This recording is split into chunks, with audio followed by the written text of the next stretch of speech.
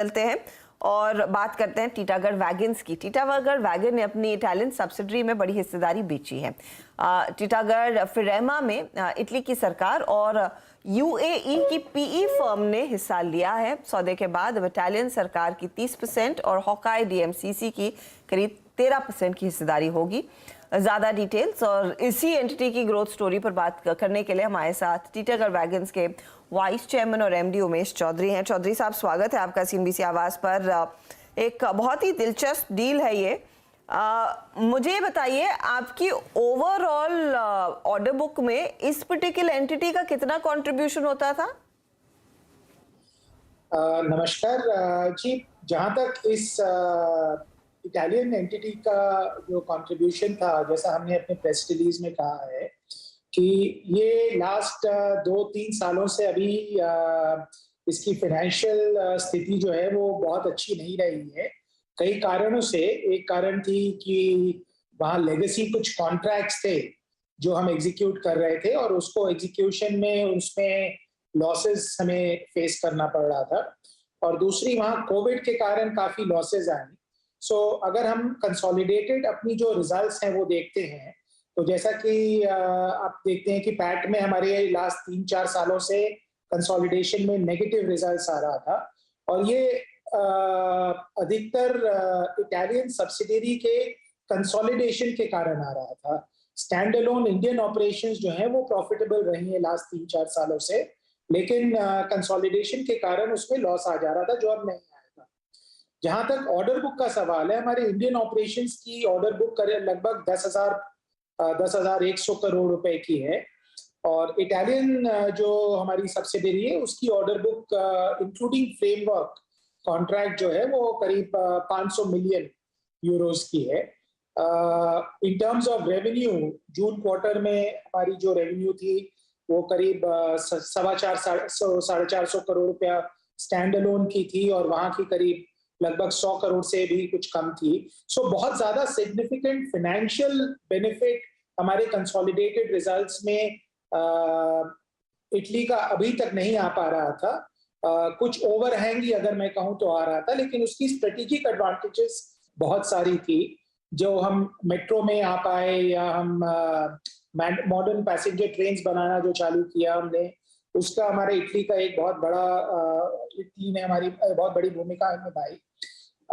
आगे चल करके मेरा ये मानना है, क्योंकि सरकार जो कि हमारी वहाँ की मेन कस्टमर है वो एक माइनॉरिटी शेयर होल्डर बन जा रही है, तो इटली के ऑपरेशंस को रिवाइव करने में ये इक्विटी इन्वेस्टमेंट बहुत हद तक हमारे को सहयोग देगी, और इस इक्विटी इन्वेस्टमेंट से सिर्फ फाइनेंशियली हमें जो एडवांटेज है वो प्राप्त नहीं हो रहा है, बल्कि स्ट्रेटेजिक एडवांटेज प्राप्त हो रहा है, जिससे दोनों कंपनियां अपने बल पर और उभर करके आगे बढ़ सकती हैं। अच्छा, ये मुझे बताइए, 15 मिलियन यूरो आपको मिल रहे हैं इस पर्टिकुलर ट्रांजैक्शन के लिए, इसका इस्तेमाल कैसे होगा? क्या भारत में कैपेसिटी आप अपनी भारतीय एंटिटी की बढ़ाना चाहेंगे?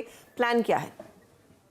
जी, ये 15 मिलियन यूरो भारत में नहीं आ रहा, ये प्राइमरी इन्फ्यूजन है हमारी इटालियन सब्सिडियरी में। ओके। और इटालियन सब्सिडियरी में हम 20 कोच प्रति महीने की कैपेसिटी जो है उसको स्टेबलाइज करना चाहेंगे। लगभग वहां पे एक कोच जो है वो 1.7 से 2 मिलियन के बीच में उसका प्राइसिंग पॉइंट होता है, तो अगर हम उसे एक्स्ट्रापोलेट करें तो करीब 200 मिलियन यूरो की रेवेन्यू तक हमारे को हमारी ये टारगेट है, 200-250 मिलियन यूरो की रेवेन्यू पर हम उसे पहुंचाएं इटालियन यूनिट को। और जहां तक इंडिया का सवाल है, इंडिया में इसका कोई इन्फ्लो नहीं आ रहा है, लेकिन जो 49% इक्विटी टीटागढ़ वैगन होल्ड करती है, अवश्य रूप से अगर इटली जब अच्छा रिजल्ट्स, अच्छे परफॉर्मेंस के तरफ बढ़ेगी तो हमारी इन्वेस्टमेंट की वैल्यू का इन्हांसमेंट होगा। ये बताइए, इंडिया बिजनेस पर अगर मिस्टर चौधरी एक अपडेट दे सके कि करंट ऑर्डर का साइज क्या है, किस तरह के ऑर्डर्स आपके हाथ लग रहे हैं, एग्जीक्यूशन पीरियड के वाइज सिचुएशन क्या है? जी, इंडियन ऑपरेशंस अभी ऑर्डर बुक काफी हेल्दी है। जैसा मैंने कहा, करीब 10,100 करोड़ की ऑर्डर बुक है। अगर हम इसको 2022 FY22 की रेवेन्यू से कंपेयर करें जो कि 1400-1500 करोड़ थी, तो उस हिसाब से आज 6x हमारे पास ऑर्डर बुक है, लेकिन निश्चित रूप से ये 6 ईयर ऑर्डर बुक नहीं रहेगी, बिकॉज हम इससे एग्जीक्यूशन को और बढ़ाएंगे। जैसा कि आप जानते हैं, हमें एक रेलवे वैगन का ऑर्डर मिला जो हमें 3 साल में एग्जीक्यूट करना है, जिसकी एग्जीक्यूशन का प्रक्रिया ऑलरेडी चालू हो चुका है। मेट्रो कोच में भी हमारी जो पुणे मेट्रो की ट्रेनें हैं वो अब लगातार डिस्पैच हो रही हैं। हमने बैंगलोर मेट्रो की भी कॉन्ट्रैक्ट साइन किया CRRC के साथ, और कई मेट्रो टेंडर्स हमने पार्टिसिपेट किए हैं और आगे चल के पार्टिसिपेट कर रहे हैं। तो भारतीय बिजनेस में बहुत अच्छा ट्रैक्शन है, और एक कारण ये भी है कि हमें जब वहां पे कैपिटल इन्फ्यूजन की जरूरत थी इटली में, और इंडिया से अगर हम कैपिटल इन्फ्यूजन अगर कंटिन्यूस करते जाते, तो जो कैपिटल हमें इंडियन ग्रोथ के लिए जरूरत थी उसमें कहीं ना कहीं तनाव या खिंचाव आता। तो हमने ये सोचा कि सबसे बेटर होगा कि दोनों कंपनियां अपने फुल पोटेंशियल के अनुसार अगर उभर के आए, जिसके लिए दोनों को इंडिपेंडेंटली डेवलप किया जाए। तो फाइनली इस साल के लिहाज से आपकी कंसोलिडेटेड बुक में किस तरह की ग्रोथ देखने को मिलेगी in terms of revenue and profitability? और हाल फिलहाल में जो हमने देखा था रॉ मटेरियल कॉस्ट बढ़े थे, तो उसका इम्पैक्ट क्या मार्जिन्स पर ज्यादा आया है या फिर आपने लार्जली वो मैनेज किया है?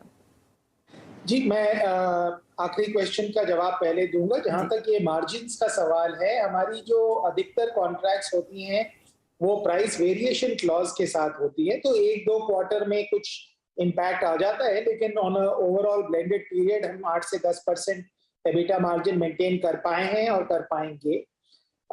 जहां तक ग्रोथ का सवाल है, अगर मैं अपने बिजनेस को 3 साल के पीरियड्स में देखूं तो 16, 17, 18 इसमें हमारी इंडियन ऑपरेशंस जो हैं वो 300 करोड़ एवरेज रेवेन्यू सालाना कर रही थी।